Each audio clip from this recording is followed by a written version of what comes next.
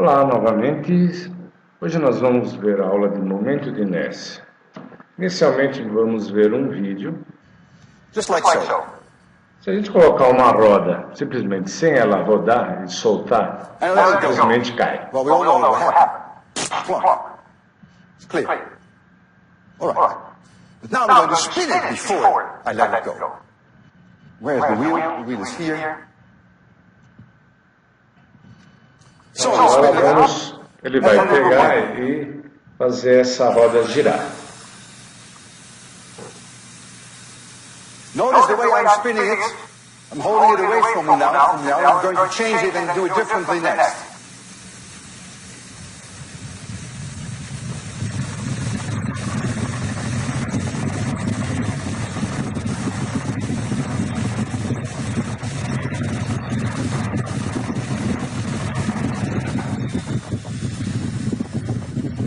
Observe o que acontece quando ele pendura a roda. There it goes. Ela se mantém girando e esse movimento que você observa chama-se precessão. And it rotates seen from below clockwise. Now it's going this way, and I'm going to redo the experiment, changing the direction of rotation, and then it will go the Isso other way. será visto mais Now the adiante. angular momentum, is it rotating like this, is pointing here. Mas esse comportamento aí está Spin angular ligado com o momentum is momento de pointing like inércia. this. Torque is like this. And so the spin angular momentum is chasing that torque. I'm the spin angular momentum, I'm the torque. This is the torque. It's chasing it.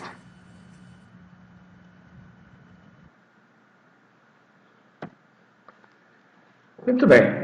Considere um sistema aqui formado por várias partículas. Nós temos aqui várias partículas.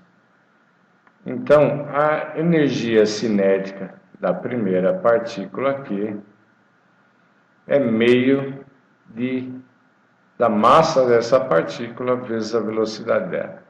Vamos imaginar que essa seja a segunda partícula.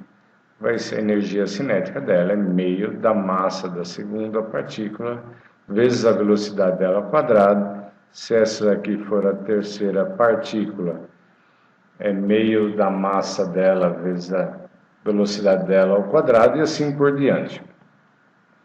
Essa notação que a gente vê aqui pode ser resumida, né? Se eu olhar esses índices, trocar eles por I, onde o I vai desde 1, o I vai desde 1 até a quantidade de partículas que eu tenho. Então fica meio de MI VI quadrado. Porém, se a gente lembrar que a velocidade da partícula é igual à velocidade angular vezes o raio dela, e se a gente considerar que todas essas partículas giram igualmente, ou seja, a velocidade angular é a mesma para todas, então eu posso colocar esse V dentro do, aqui, né, esse V, trocar por ômega R, onde quem muda é o RI. Então está aqui. Então a expressão fica meio de MI vezes ômega ao quadrado RI quadrado. E como o ômega é o mesmo, então eu ponho meio de MI RI ao quadrado ômega ao quadrado. Essa quantidade aqui é chamada de momento de inércia. A unidade dela, do momento de inércia, como nós temos um termo de massa, é quilograma, e aqui como nós temos o raio ao quadrado, é metro ao quadrado. Então, eu posso escrever que a energia cinética é meio do momento de inércia vezes ômega ao quadrado. Lembre que no caso linear, nós tínhamos meio da massa vezes a velocidade ao quadrado. O análogo da velocidade é a velocidade angular, e o análogo da massa é momento de inércia para o caso de rotação. Para um corpo rígido, o que nós temos que fazer é pegar um objeto, né? Imaginar que aqui é o eixo de rotação, por exemplo. Nós temos que pegar esse objeto, cortar ele em pequenos pedaços, e cada um desse bloquinho aqui tem uma massa dm.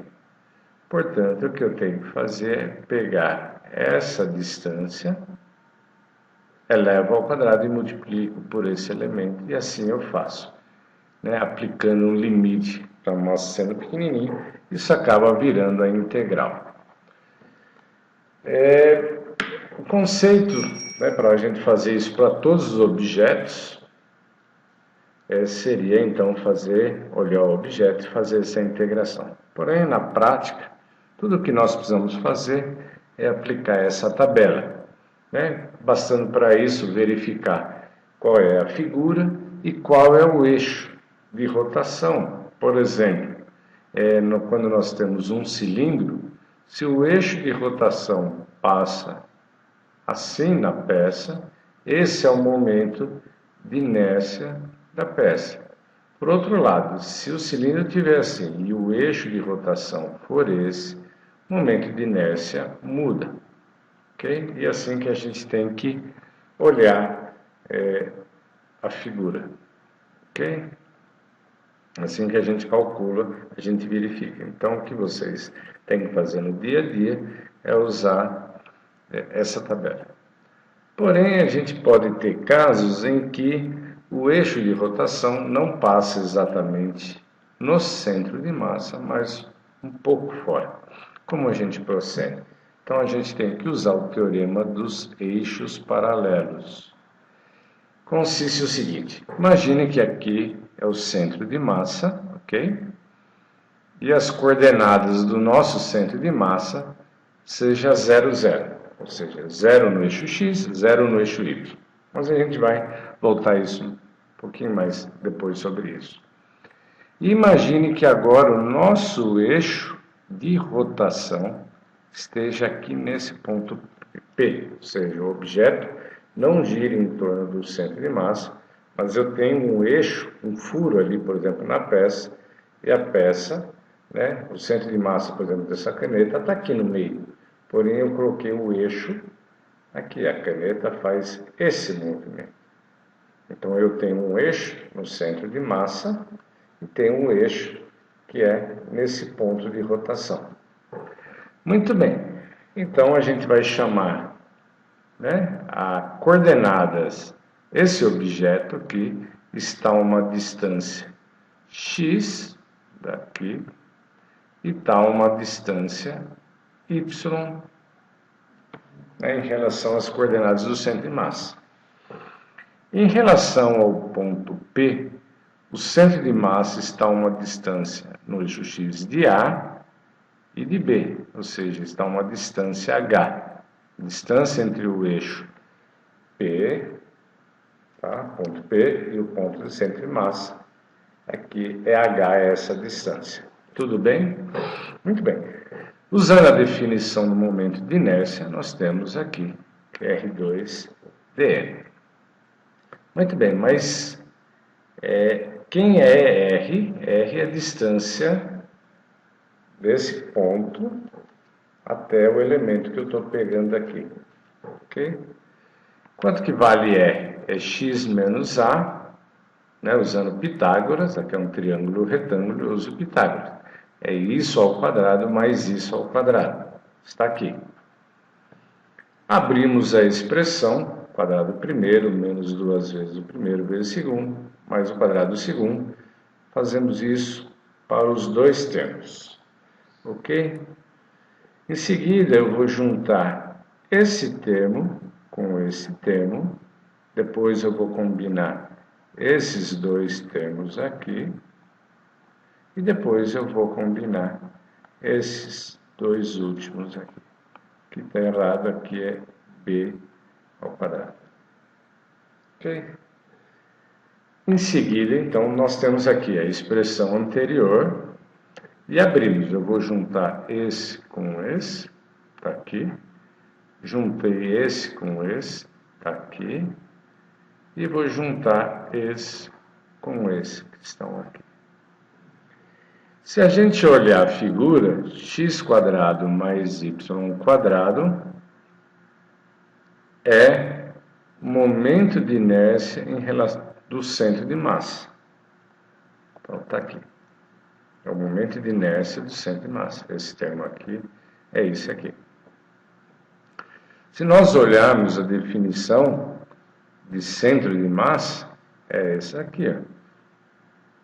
É A vezes a massa do objeto, vezes a coordenada de centro de massa, mais B vezes a massa do objeto, vezes a coordenada Y do centro de massa. E, por fim, esse termo aqui, A2 mais B2, é H ao quadrado. Tudo bem? E aí fica uma integral de dm, que é a massa do objeto. Como as coordenadas do centro de massa são nulas, se não fossem nulas, ficava essa expressão aqui, mas como elas são nulas, isso daqui some, fica zero, portanto, o momento de inércia, né, dado um objeto, eu tenho aqui o centro de massa aqui, por exemplo, se o objeto está nesse ponto P, o que eu tenho que fazer, né, é pegar essa distância aqui, h, a massa do objeto. Então, eu tenho que o momento de inércia, dado que a gente tem essa tabela do centro de massa, ela é igual a igual ao momento de inércia centro de massa mais produto da massa por a distância que separa esses dois eixos.